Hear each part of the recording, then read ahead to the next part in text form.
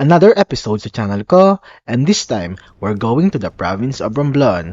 Let's explore the underrated island of Tablas na hindi pa masyadong kilala due to lack of local tourism pero ubod ng ganda. Sa ngayon, pupunta tayo sa bayan ng Look, and if you love swimming besides fishes na hindi lang puro sardinas at talaga namang puno ng kulay and aquatic life, then this trip is made especially for you. Tara! Pupunta tayong Look Fish Sanctuary. Bago kayo pumunta ng sanctuary, bili muna kayong tinapay para sa mga isda. Anong maganda pang kain ng isda? Anong maganda pang pakain sa isda? Walang palaman. Kahit ano lang po ba? Dito, kung nakikita nyo, bumili muna ako ng pandesal para mapakain ko sa mga isda pagdating natin sa gitna ng dagat mamaya. Laki ng pandesal nila. Kasing laki ng kamay ko. 5 piso isa. Pangkain ng isda. Good morning. Anong oras pa bubukas yung para sa sanctuary? Alas 8 po. Thank you. Sarado pa ang Look Feeder Port sa oras na to, pero dito kayo bibili ng ticket para makapunta sa Fish Sanctuary. Open na sila. Morning. Nabasa na po kasi ako. Naglag sa pier. Good morning.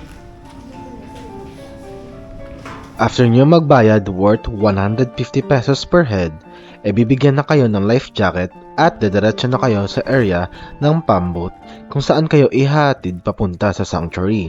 Meron din pala silang snorkels for rent in case na wala kayong dala. Tinuro ko. Ito pala yung papuntang sanctuary. Simple lang ang pamboat and per batch siya. At this time, kakonti lang talaga ang tourist na papunta dito kaya maluwag siya. Bonbon. Ay, opo, kami po.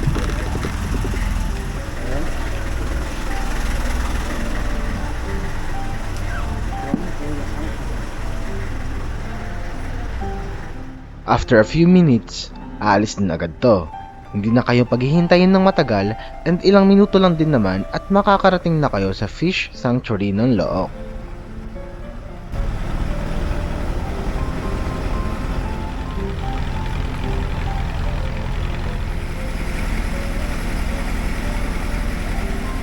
Nandito na tayo.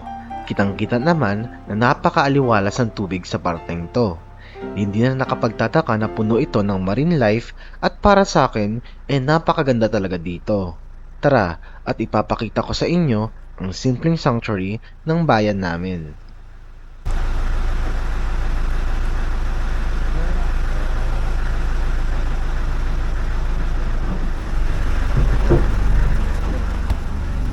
Yup. Thank you.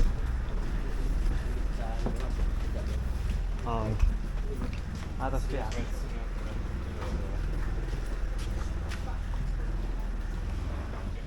So ito yung Look Fish Sanctuary namin. May tower doon and dalawang balsa. And here we are. Pwede kang maligo sa gilid, but not. Pero hindi pwede dito sa feeding area na fish sa gitna. So ayan.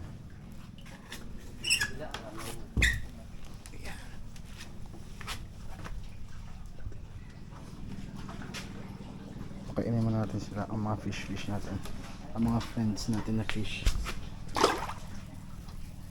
Gugulatin kasi sila. So ayan.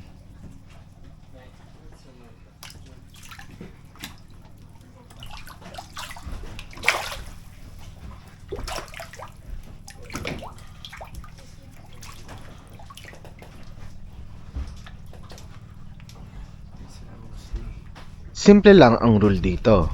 Bawal ka maligo o tumalon sa gitna na feeding area ng mga isda. Although, pwede ka naman magpakain ng isda sa gilid at maligo din sa lahat ng areas na nakapalibot dito. Pwede ka din pumunta sa ibaba ng tower o lighthouse, pero bawal umakyat at medyo delikado na ang structure na to. Fish.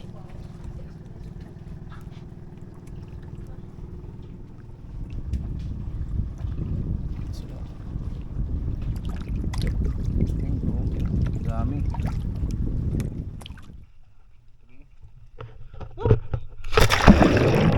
This time, ipapakita ko sa inyo kung anong pwede nyo makita sa ilalim ng tubig dito.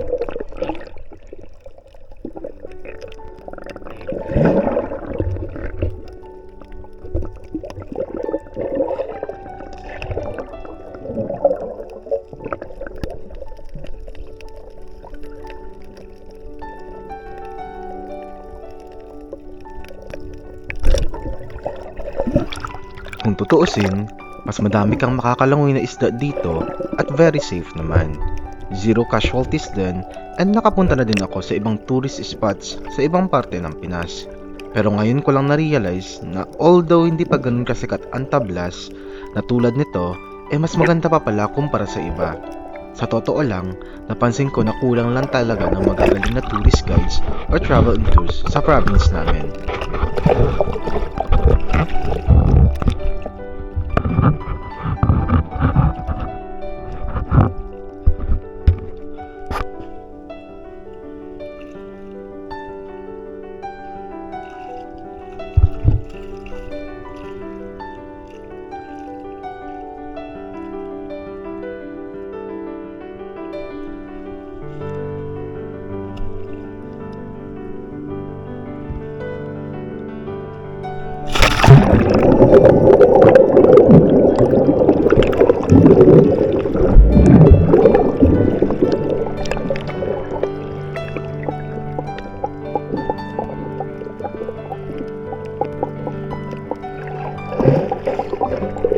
As you can see, very harmless naman ang mga isda dito.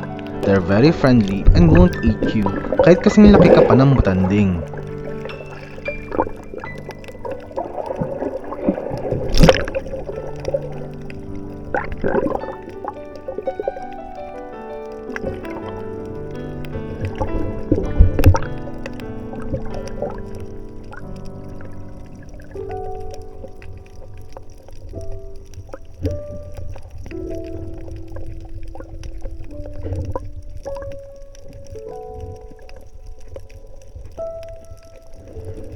Kung kaya nyo naman mag-dive, eto ang makikita nyo sa ilalim. Basta wag nyo hawakan ang mga corals and always remember na don't touch any living creatures on the seafloor for their safety and para na din sa inyo.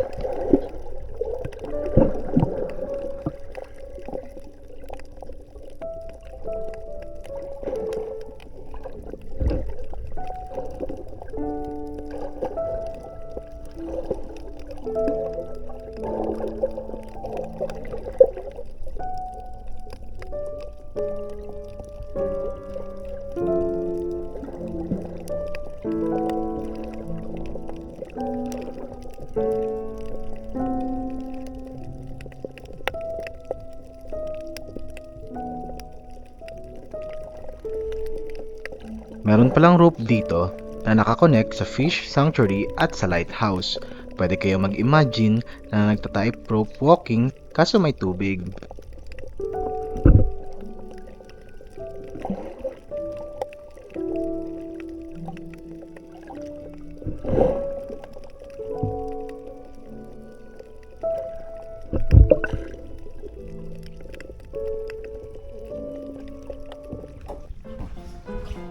Sa ibang parts na itong Laok Fish Sanctuary, so pwede ka palang tumawid dito, lipat ka sa kabila. Yan. Tapos meron silang kayak dito na clear kayak i-front nyo syempre. Tapos may CR din pala sila, pero wag kayong dudumi dito dahil diretso sa tubig kung ano man ang ilabas nyo. At tulad din pala sa kabila, meron ding feeding area sa balsa na to. Yan yung Laok. So, doon kami galing sa pier. Tapos, CR, sabi ko na. Kumain kayo dyan, alam nyo na. Yung mga fish. Pwede pa kayo magbalikan, ma'am. Makakabalik ng... ito mo. Ayan. Papa, fish massage siya ko. Ayan. Malaki nga lang isda. Sige.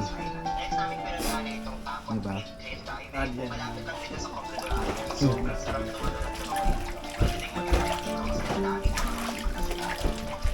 Punta naman tayo sa ano, sa tower na yan.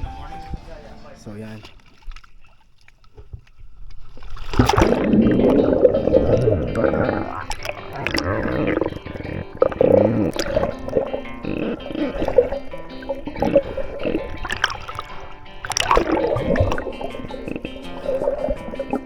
Kung napansin nyo, humawak lang ako sa lubid dito papunta sa lighthouse. Mas safe kasi at mas madaling makapunta kung eto ang gagamitin yung guide papunta doon.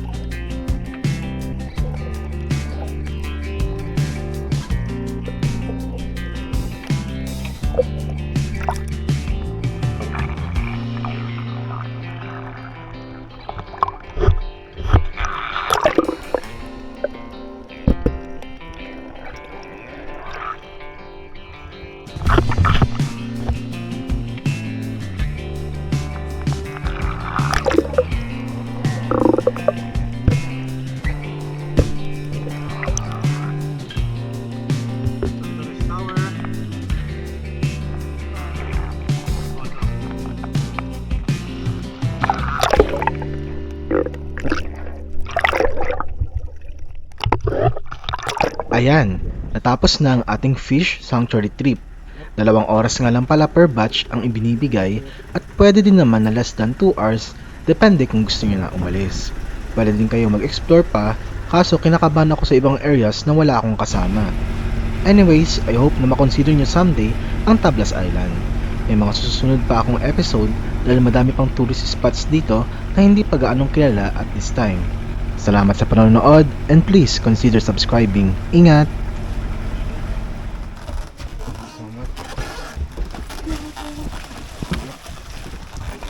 Salamat. Salamat sir. Ingat, ingat.